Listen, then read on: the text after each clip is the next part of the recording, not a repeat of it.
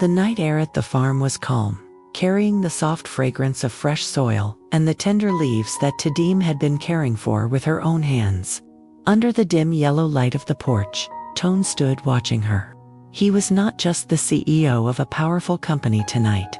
He was simply a man whose heart was moved by the gentle figure of a woman bent over her little garden.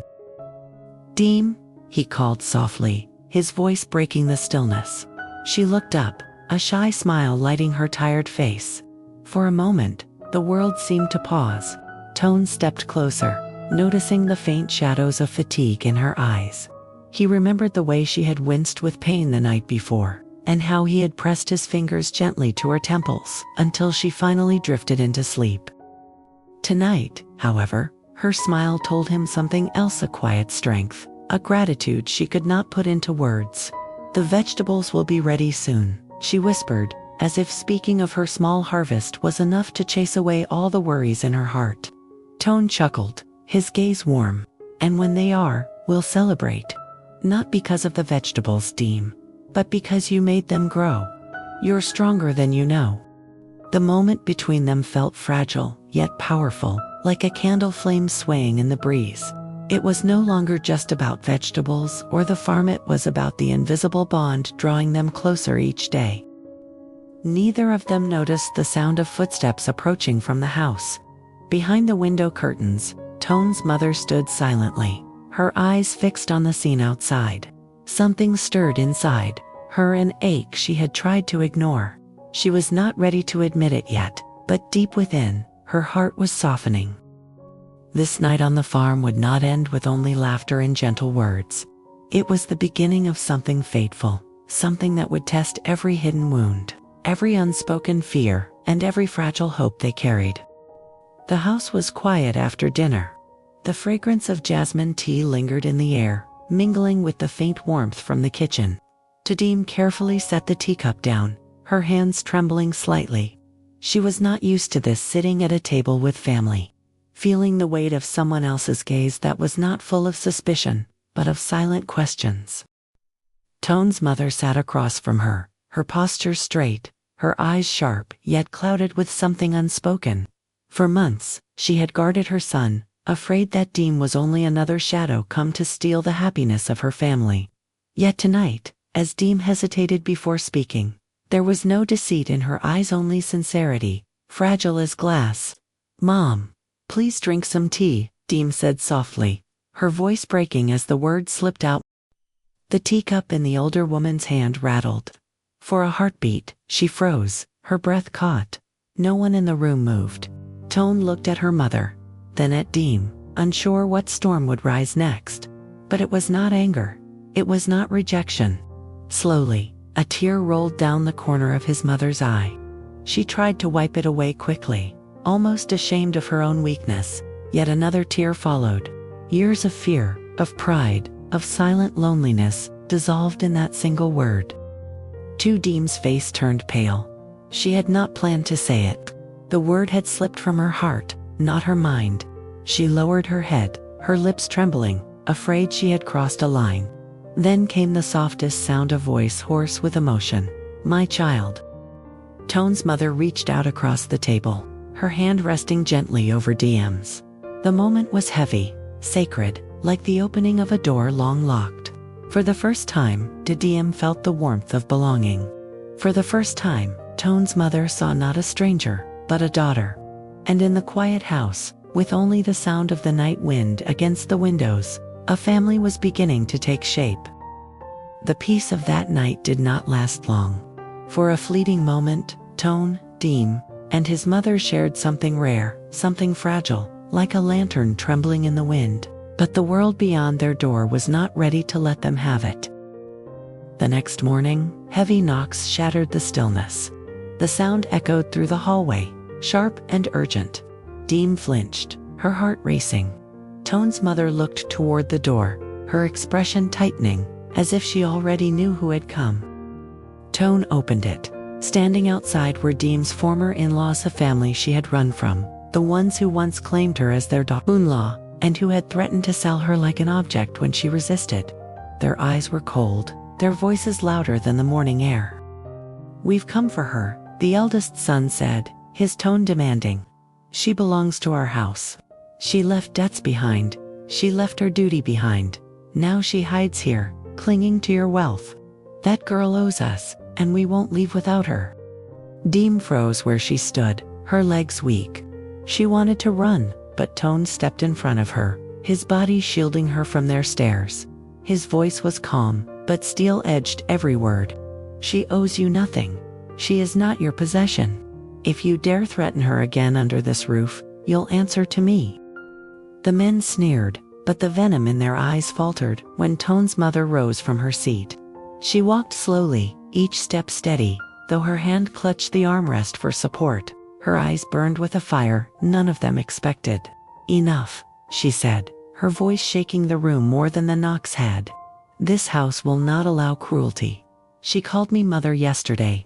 That is what she is now, my child. If you want to drag her back into darkness, you will have to step over me first.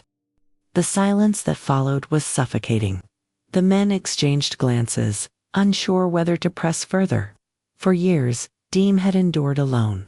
But now for the first time someone stood on her side, unyielding. Diem's throat tightened. Tears welled in her eyes as she clutched her chest, hardly believing what she heard. It was as if fate itself had given her a family when she least expected it. Yet the danger was not gone. The past had found her, and Diem knew, deep down, this storm had only just begun. That confrontation at the doorway ended with silence, but silence did not mean surrender. Toan knew it. His mother knew it. And in her trembling heart, Diem knew it most of all. The family that once caged her would not retreat so easily. Days passed with uneasy calm. At the farm, the wind carried whispers of danger. Workers muttered about strangers lurking near the fields, about men watching from the dirt road and leaving when eyes met theirs. Diem felt it every time she stepped outside, the weight of unseen gazes pressing down on her back. One night, as Toan checked the barns, he noticed a lantern swaying where it should not have been. The lock on the storage house was broken, tools scattered on the ground. It was not theft, it was a warning. Someone wanted him to know they had been there. When he returned to the house, he found Diem sitting by his mother's side, her hands trembling as she peeled vegetables. She tried to smile when she saw him, but the fear in her eyes betrayed her. Toan, she whispered, they won't stop. I'm afraid. I don't want your family hurt because of me. He knelt beside her, his hand covering hers. His voice was steady, yet every word came from the rawest part of his heart. Listen to me, Diem. You are not a burden. You are not the cause of this storm. The fault is theirs, their greed, their cruelty. If danger comes, I will face it. If they strike, I will shield you. Even if the world turns against us, I will not let you go. His mother, who had once doubted this fragile woman, now placed her wrinkled hand on Diem's shoulder. Tears glistened in her eyes as she said softly, "Child, family stands together. From now on, you are not alone." For the first time, Diem felt the weight on her chest lift, even as danger pressed closer. The love that had once seemed forbidden was now her only shelter. But fate was cruel, it never gave without demanding a price, and somewhere in the darkness beyond the farm, her enemies prepared their next move. The night was heavy with silence, the kind that made even the crickets hush. Toan walked the yard with a lantern, the orange glow casting long shadows on the ground. Something in his chest twisted, and instinct, a warning that the calm was only the mask of a storm. And then it came. A crash split the night. The barn erupted in flames, the dry straw igniting like tinder. The fire roared upward, swallowing the dark sky in a wave of red. Shouts rose from the workers' quarters, panic spreading like wildfire itself. Toan, Diem's voice pierced the chaos. She ran into the yard, eyes wide with terror, as sparks rained down. His mother stumbled out after her, coughing against the smoke. Men appeared at the edge of the flames, dark silhouettes with cruel eyes. It was them. Diem's past had arrived, not with words this time, but with fire. "Give her up, and this ends," one of them shouted through the crackle. She doesn't belong here. Toan's jaw tightened. Without hesitation, he pulled Diem behind him, shielding her from the heat and from their eyes. His voice cut through the night, fierce and unshakable. You will not touch her. This farm, this family, is under my protection. If you want to harm her, you'll have to go through me. The men advanced, but Toan's workers, roused by loyalty and fury, formed a line beside him. Shovels, rakes, and even bare fists, whatever they had, became weapons. It was no longer just about Diem. It was about honor, about defending their home. Amid the chaos, Diem clutched Toan's mother, shielding her from falling embers. Tears streamed down her face as she whispered, "This is all because of me." The old woman held her tightly and whispered back, "No, child, this is because of them. Don't let their cruelty steal your worth." The battle of that night was not just with fire or fists, it was with fate itself. And as the flames licked higher, Diem realized something she had never dared to believe. She was no longer a runaway girl, with no place in the world. She was loved, protected, and worth fighting for. But even as the attackers retreated into the dark, leaving destruction in their wake, Diem knew this was not the end. Fire could be put out, but hatred burned longer. By dawn, the fire had been tamed. The barn lay in ruins, blackened wood still smoldering, the air thick with the bitter scent of smoke. Workers moved wearily, carrying buckets of water, shoveling ashes, their faces streaked with soot. Toan stood at the edge of the ruins, his clothes torn, hands burned from the night's struggle. Yet his eyes never left Diem, who knelt beside his mother, gently wiping soot from the old woman's face. For a moment, time stilled. Diem's eyes lifted, meeting Toan's. In them he saw both exhaustion and something deeper, fear, yes, but also an unshakable decision. When he approached, she spoke before he could. Her voice trembled, but her words carried a strength born from fire. "Toan, I can't keep running. If I leave, they'll follow me forever. If I stay, at least I have you. And a family that accepts me." Tears welled in her eyes as she looked at his mother. "Mother, last night you held me, even when danger came for me. I was afraid to call you that, afraid I had no right. But now, I can't hold it back anymore. You are my mother, and if you'll let me, I will stay by your side, not as a burden, but as a daughter." The old woman's tears fell freely. She reached out, pulling Diem into her arms. Her voice cracked as she whispered, "You are my child now. Nothing and no one can take that away." Toan placed his hand over theirs, his voice low but resolute. "This fire tried to break us, but instead, it bound us.